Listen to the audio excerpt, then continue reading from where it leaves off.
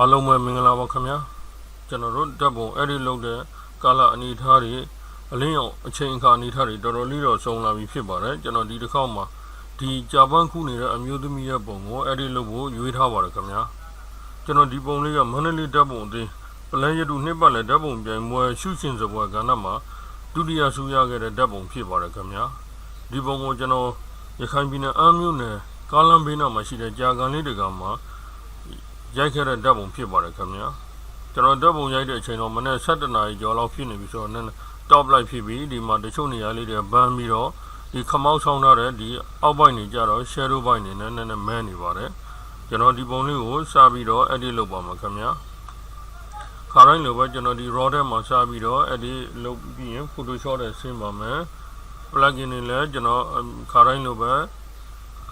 DD Illustrator ရဲ့ Pro Contrast ရဲ့ Toner Contrast ရဲ့လုပ်ပြီးတော့ကျွန်တော်ကျန်တဲ့ Sharpening တွေပြီး ဘေးလေးတွေအယောင်နဲ့ shot အဲ့လိုလုံးနေကြအစဉ်တိုင်းပဲလုံးမှာဖြစ်ပါတယ်ခင်ဗျာပုံမှာကျွန်တော်ဒီမှာမေးတုံးလေးတွေကနည်းနည်းများပြီးသားဖြစ်တဲ့အတွက် exposure ကိုပါးပါးလေးပဲတင်လိုက်ပါမယ် contrast နည်းနည်းလေးတင်ပါမယ် highlight ကိုတော့ကျွန်တော် short ပါမယ်ကျွန်တော် highlight ကိုအကုန် short ပါမယ်shadow ကြရင်လည်းကျွန်တော်ဒီမှာမဲတဲ့ area တွေကိုဖွင့်ပါမယ်အကုန်ဖွင့်ပါမယ်ဒါဆိုရင်ပုံလေးကနည်းနည်းလေးကြည့်လို့ကောင်းလာပြီဖြစ်ပါတယ် white ကိုလည်းနည်းနည်းထပ် short လိုက်ပါမယ် black ကိုထားလိုက်ပါမယ်ကျွန်တော် texture လေးတွေ detail လေးနည်းနည်းပေါ်စီခြင်းလို့ texture နည်းနည်းတင်ပါမယ် clarity များရင်လည်းဒီအမျိုးသမီးရဲ့ပုံတအားကြမှာဆိုလို့ကျွန်တော် clarity ကိုထားလိုက်ပါမယ် DX နည်းနည်းတင်ပါမယ်vibrance နဲ့ saturation ကိုတင်မြန်ရင်လည်းကျွန်တော်ဒီမှာကြာပန်းလေးတွေတအား saturate ဖြစ်ပြီးတော့ကျွန်တော်အယောင်လေးရှာမှဆိုလို့ဒီမှာထားခဲ့လိုက်ပါမယ်ပြီးရင်ကျွန်တော်ဒီမှာ curve ကိုတော့ပါမယ် curve ကိုမတော့ခင်ကျွန်တော်အများအားကျွန်တော်ဒီ lens correction လေးမိတတ်တဲ့အတွက် lens correction မှာ remove chromatic aberration ရဲ့ကျွန်တော်ဒီ profile correction ရဲ့ဒါလေးကိုတတိတရ on ခဲ့လိုက်ပါမယ်ပြီးရင်ကျွန်တော် curve ကိုဝင်ပါမယ်highlight ကိုနည်းနည်းထပ် short ပါမယ်ဒီနေရာလေးတွေကျွန်တော် highlight area လေးတွေဖြစ်တဲ့အတွက် highlight ကိုနည်းနည်းလေး short ပါမယ် lighting ပါးပါးလေးတင်ပါမယ် shadow လေးနည်းနည်းပြန်ဖွင့်ပါမယ်ရပါပြီကျွန်တော်ဒီမှာ sharpening ပိုင်းတွေကပြီးမှလုံးမှာဖြစ်တဲ့အတွက် mask ကိုပဲကျွန်တော် masking ကိုနည်းနည်းလေး90ဝန်းကျင်လောက်ထားလိုက်ပါမယ်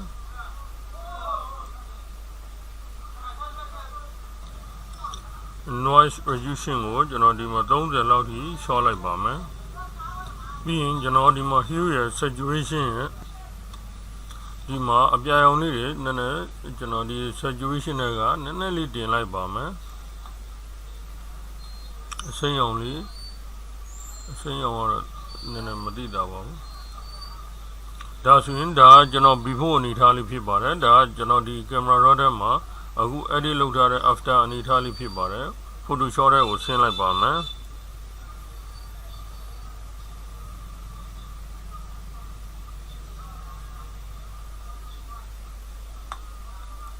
Photoshop ထဲရောက်တော့ကျွန်တော် layer လေးနှစ်ခေါက်လောက်ပွားထားပါမယ် Ctrl J ရဲ့ J ရဲ့ပါ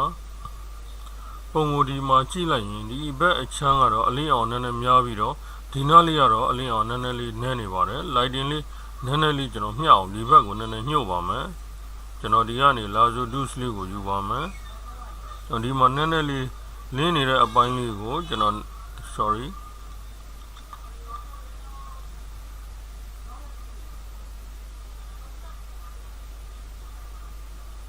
ဒီလင်းတဲ့အပိုင်းလေးကိုကျွန်တော်နည်းနည်းမှတ်ပါမယ်ပြီးရင်ကျွန်တော် curve ကိုယူပါမယ်ကိုညှို့ကျင်တဲ့လောက်မှန်းပြီးတော့မှတ်ပါမယ် mask ကိုယူပါမယ်ကျွန်တော်ဒီအပြင်ပိုင်းလေးဖြစ်တဲ့အတွက် invert လုပ်ပါမယ်ပြီးတော့ကျွန်တော်ဒီမှာထိနေတာလေးကို feather လေးနဲ့ပြန်လျှော့လိုက်ပါမယ်ဒါဆိုရင်ကျွန်တော်ဒီမှာအပြင်ဘက်ကလေးနေတာလေးရောပြီးတော့ exposure လေးတော်တော်ညီသွားတာတွေ့ရပါမယ် layer လေးနှစ်ခု control E နဲ့ပြန်ပေါင်းလိုက်ပါမယ်ဒါဆိုရင်တော်တော်လေး exposure လေးညီသွားပြီဖြစ်ပါတယ် Nik collection နဲ့ကိုဆင်းပြီးတော့ကျွန်တော် DD Illustrator တွေလုပ်ပါမယ်မလုပ်ခင်ဒီအမျိုးသမီးကို noise တွေလည်းနည်းနည်းလျှော့ရင်အသားရောင်လင်းတော့အောင်ကျွန်တော် new layer လေးခေါ်ပြီး white နဲ့နည်းနည်း fill လုပ်လိုက်ပါမယ်ဒီမှာ create new layer လုပ်ပါမယ်သူ့ကိုကျွန်တော်အဖြူရောင်ဖြည့်ပါမယ် alternate backspace နဲ့အဖြူဖြည့်ပြီးတော့ကျွန်တော်ဒီ layer box ထဲကနေပြီးတော့ soft light ပေးပါမယ်ဒါဆိုရင်ဒီနားလေးကဖြူပြီးတော့တော်တော်လေးကောင်းပါတယ်ကျွန်တော် layer mask ကိုပြောင်းပြန်အုပ်ပါမယ် alternate mask နဲ့ကိုနှိပ်လိုက်ပါမယ်ပြီးမှကျွန်တော်ဒီ model ရဲ့နေရာလေးကိုကျွန်တော် brush နဲ့ပါလေးကျွန်တော်ပြန်ပြီးတော့ပို့ယူပါမယ်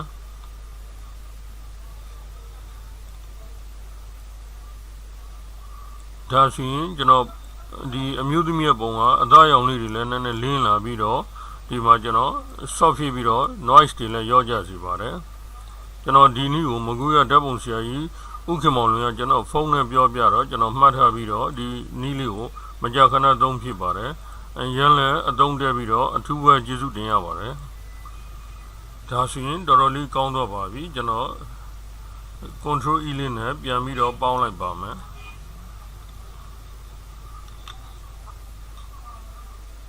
ဒီတစ်ခါ Nik collection နဲ့ကိုဝင်ပါမယ် filter Nik collection မှာ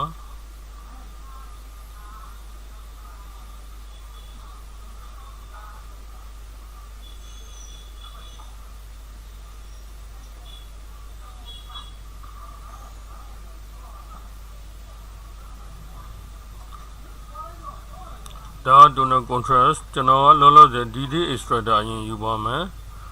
ဒါဆိုရင်ဒီမှာရှိတဲ့ DD တွေအများကြီးပဲပေါ်ပါတယ် saturation လေးနည်းနည်း short ပါမယ်အမျိုးသမီးတို့ DD တွေကျွန်တော်တိတ်မပေါ်စီခြင်းတဲ့တော့ control point နဲ့ minus နဲ့လောလောဆယ်ပြန်နှုတ်ထားပါမယ်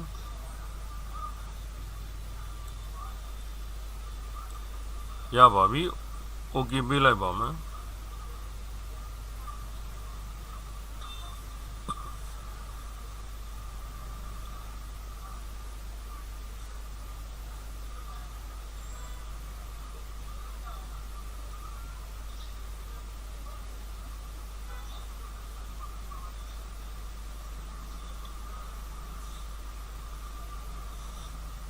ဒါဆိုရင်ကျွန်တော် detail လေးကတော့အများကြီးကောင်းတော့ပါပြီကျွန်တော်ဒီထဲမှာ color tone တွေလင်းပြီးတော့ tone contrast တွေပြန်ကောင်းလာအောင်ကျွန်တော် color cast တွေ short ပါမယ် Nik collection နဲ့တစ်ခေါက်ထပ်ဝင်ပါမယ်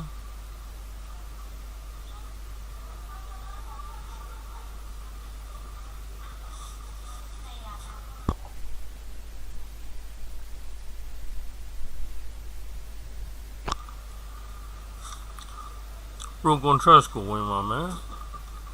correct color cast ကိုတစ်ချက်ကြည့်ပါမယ် correct contrast ကိုထပ်ရှုကြည့်ပါမယ်ကောင်းပါတယ် cast တွေ short ပြီးတော့ပုံအခြေကျော်လေးတင်းလာပါတယ် dynamic contrast ကိုရွှေ့ပါမယ်အများကြီးပဲကောင်းပါတယ် shadow လေးနည်းနည်းပြန်ဖွင့်ပါမယ်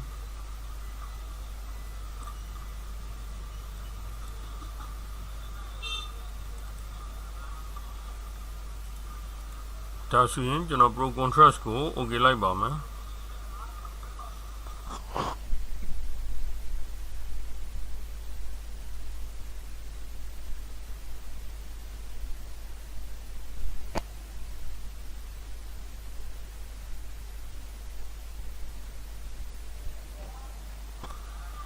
ဒါဆိုရင်ပုံကတုံးလေးတွေအများကြီးပဲကြည့်လို့ကောင်းလာပြီဖြစ်ပါတယ်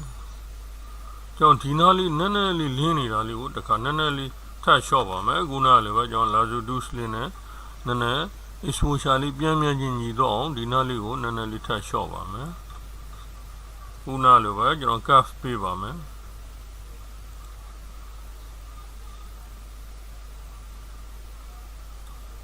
ပြီးရင် feather လေးနည်းနည်းလေးပေးလိုက်ပါမယ်နောက်တစ်ခါဒီအမျိုးသမီးကိုတော့နည်းနည်းလေးပြန်လင်းပါမယ်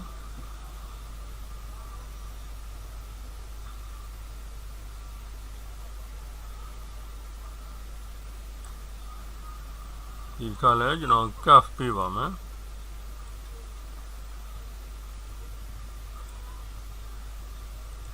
ပြီးရင် feather လေးနည်းနည်းလေးပြန်အုပ်ပါမယ်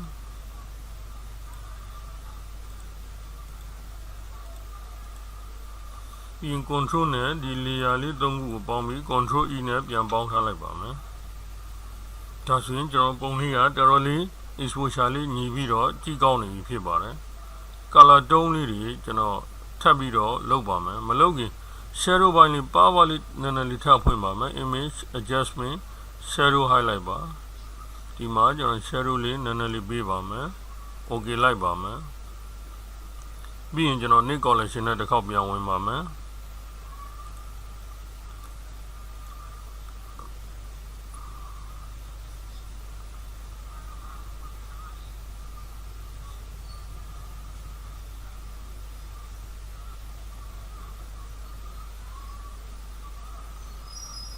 ကျွန်တော်ဒီတစ်ခေါက်မှာ toner contrast ပေးပါမယ်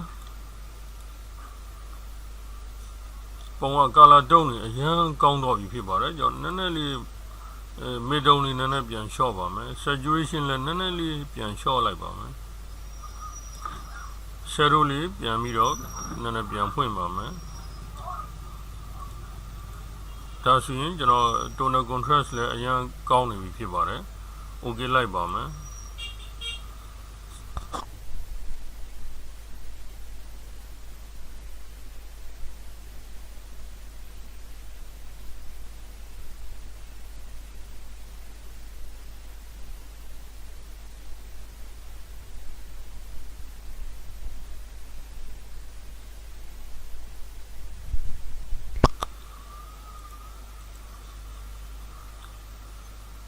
ဒါဆိုရင်ကျွန်တော်တုံးနေလဲကောင်းအယောင်နေလဲတော်တော်ကြီးကိုပြည့်စုံနေပါပြီကျွန်တော် layer လေး control J တစ်ခေါက်ထပ်ပွားပါမယ်ဒီတစ်ခေါက်မှာကျွန်တော် channel ထဲကနေ highlight နဲ့ shadow ကိုပြန်ညှိပါမယ် control ရ RGB ရနှိပ်ပါမယ်ဒါဆိုရင်ဒါကကျွန်တော်အလင်းဆုံးအပိုင်းလေးတွေဖြစ်ပါတယ်အလင်းဆုံးအပိုင်းမှာကျွန်တော်ဒီလင်းနေတဲ့ကြာဖက်လေးတွေကို highlight နည်းနည်းလေးပြန် short ပါမယ် shadow highlight ကိုပြန်ဖွင့်ပါမယ်shadow ကိုပြန် short ပြီးတော့ highlight ကိုနည်းနည်းလေးတင်လိုက်ပါမယ်ဒါဆိုရင်ကျွန်တော်ဒီမှာရှိတဲ့ကြာဖက်လေးတွေကကျွန်တော်ဒီမှာ highlight လေးတွေနဲ့ detail လေးတွေပြန်ကောင်းတော့ပြီဖြစ်ပါတယ် okay လိုက်ပါမယ် control ရ shift ရ iron နဲ့ shadow ဘိုင်းကိုတွားပါမယ်ဒီမှာလဲ control U နဲ့ကျွန်တော် saturation လေးပါပါလေးအရင်ပေးပါမယ်ပြီးရင်ကျွန်တော် curve ကိုနည်းနည်းလေးယူပါမယ် S shape တရနည်းနည်းလေးညှိလိုက်ပါမယ် okay ပါဒီနားလေးနည်းနည်းလေးလင်းတာလေးကိုကျွန်တော် band လေးနဲ့နည်းနည်းလေးပြန်ညှို့လိုက်ပါမယ်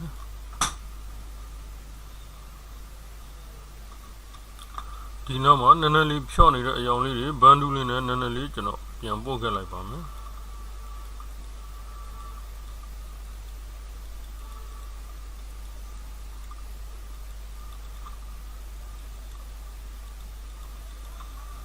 control D နဲ့ဒီ slab ဖြုတ်လိုက်ပါမယ်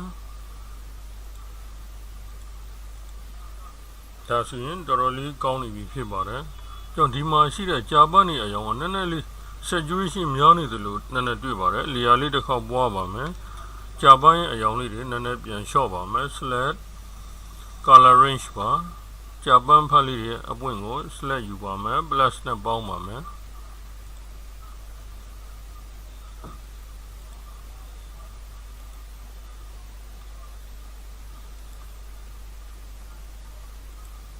โอเคပါဒါဆိုရင်ကျွန်တော်ဒီမှာကြာပန်းရဲ့တောက်နေတဲ့အပိုင်းလေးတွေ select မှတ်ထားတာဖြစ်ပါတယ်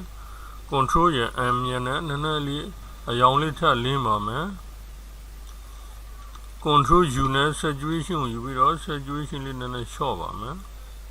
โอเคပါ control D ပြန်ပေးလိုက်ပါမယ်ဒါဆိုရင်ကြာပန်းတွေကလည်းတားကြီးလွန်ကျူး over saturate မဖြစ်တော့ပါဘူးတော်တော်လေးကြည့်လို့ကောင်းနေပြီဖြစ်ပါတယ်အဆိုရင်ပုံလေးကိုဘေးလေးတစ်ခေါက်ပါပါလေးညှို့ပါမယ်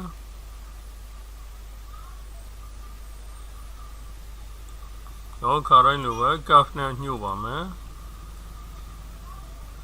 mask ကိုမှတ်ပြီးတော့ inverse ပြောင်းမြင်ပြီးတော့ feather လေးအုပ်လိုက်ပါမယ်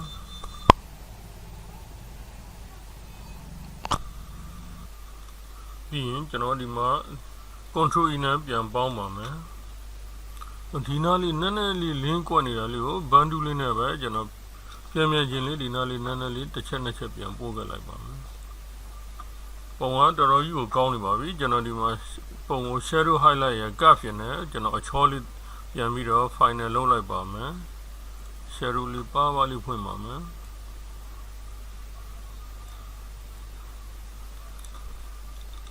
cuff နည်းနည်းပေးပါမယ်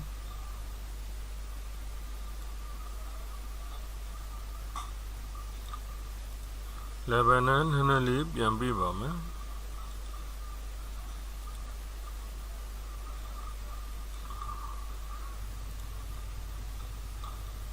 ကျွန်တော်ဒီမှာရှိတဲ့အသားရောင်ကနည်းနည်းလေးလင်းနေတယ်လို့ရှိနေပါသေးတယ်သူရဲ့အသားရောင်နည်းနည်းလေးညိုခန့်ညင်းလေးဖြစ်အောင်ကျွန်တော်ဒီတိုင်းပဲ saturation ကိုပြန်လျှော့လိုက်ပါမယ် layer ပွားလိုက်ပါမယ်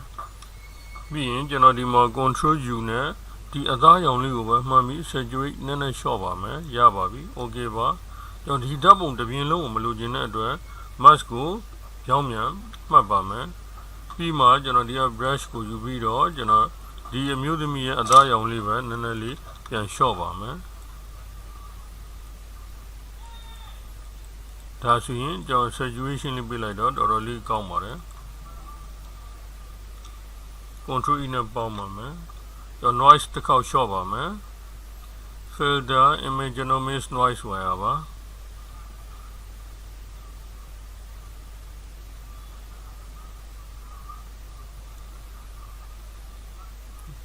ဒီလောက်ဆိုရင် noise ကအနည်းဆုံးနဲ့လျှော့တာဖြစ်ပါတယ်တော်တော်လေးကောင်းပါတယ်ဒါဆိုပုံမှန် noise ကတိတ်မရှိတော့လောက်ပါပဲအကုန်လုံးပြီးမှ noise လျှော့ပြီးတော့ sharpen လေးတစ်ခေါက်ပြန်အုပ်ပါမယ် control ရ J ရပါ filter other high pass ပါကျွန်တော်2လောက်ပေးပါမယ်ပြီးရင်ကျွန်တော် overlay ပေးလိုက်ပါမယ်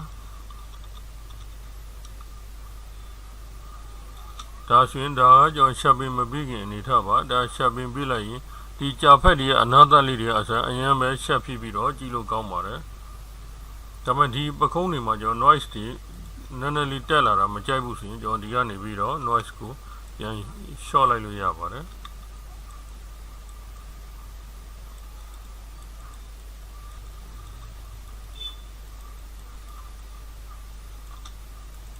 ဒါဆိုရင်ကျွန်တော် noise တွေကလည်းလက်ခံနိုင်တဲ့အနေအထားရှိပါတယ်ဒီဒီပိုင်းလေးတွေလည်းကောင်းပါတယ် control E နဲ့ပြန်ပေါင်းလိုက်ပါမယ်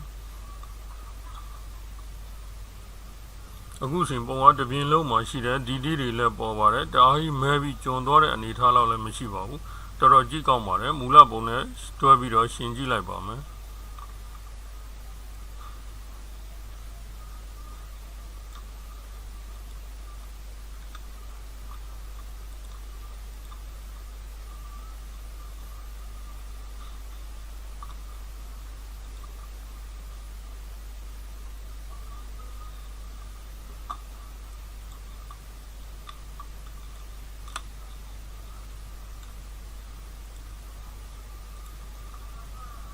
ဒါဆိုရင်မူလပုံတော့ဆိုရင်ကျွန်တော်တို့ဒီမှာ shadow တွေကအများကြီးခဲပြီးတော့ဒီဒီတွေပျောက်ပါတယ်ဒီဘက်ကြာဖက်လေးတွေကြာရင်လည်းဘန်းပြီးတော့သူလည်းဒီဒီတွေပျောက်ပြီးတုံးတွေကမညီမညာဖြစ်နေပါတယ်ဒါကကျွန်တော်ဒီမှာရှိတဲ့အယောင်လေးတွေအတက်နိုင်ဆုံးကျွန်တော်အကုန်လုံးကိုအသေးစိတ်လက်ပေါ်အောင် exposure လေးလည်းပြည့်မြဲချင်းညီအောင်လုပ်ထားတာဖြစ်ပါတယ်ပုံလေးကနည်းနည်းလေးတော့ center ဖြစ်ခြင်းပါသေးတယ် cropping လေးတစ်ခေါက်ဖြတ်လိုက်ပါမယ်ဆန်ကလည်းမှဆက်လည်းမှပဲဖြတ်လိုက်ပါမယ်ကျွန်တော်ဒီထက်မှာ rule of thumb နဲ့အနည်းဆုံးဝင်အောင်ဖြတ်လိုက်ပါမယ်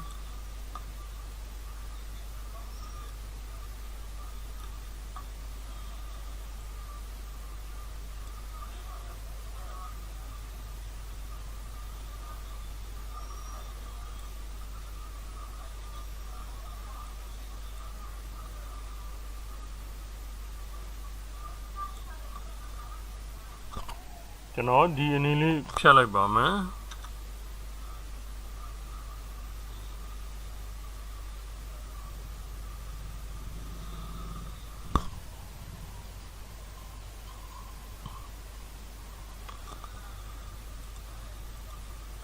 ဒါဆိုရင်ပုံလေးကကြစ်ကြစ်လေးလေးနဲ့ကြည့်လို့ကောင်းတော့ပြီဖြစ်ပါတယ်ကျွန်တော်ဒီဘက်မှာနောက်ထပ်ကြာပွင့်နေမရှိတာကိုကလည်းကြည့်စရာအာယုံကိုဒီဘက်ကိုထပ်ပြီးတော့ထပ်မဆွဲဆောင်တော့ပဲဒီမှာပဲကြည့်တဲ့အာယုံလေးကိုပို့ပြီးတော့ထိန်းထားနိုင်တယ်လို့ဖြစ်ပြီးတော့ဒီအနေလေးကတော့ကျွန်တော်အနေနဲ့အကောင်းဆုံးလို့ထင်ပါတယ်ကျွန်တော်စုရခဲ့တဲ့ပုံရဲ့အဲ့ဒီအနေထားနဲ့လည်းအနည်းဆုံးတူအောင်တော့ကြိုးစားပြီးအဲ့ဒီလုပ်လိုက်ပါတယ်ကျွန်တော်လုပ်ကြည့်ပြီးရင်လည်းအားလုံးအဆင်ပြေလိမ့်မယ်လို့မျှော်လင့်ပါတယ်ခင်ဗျာ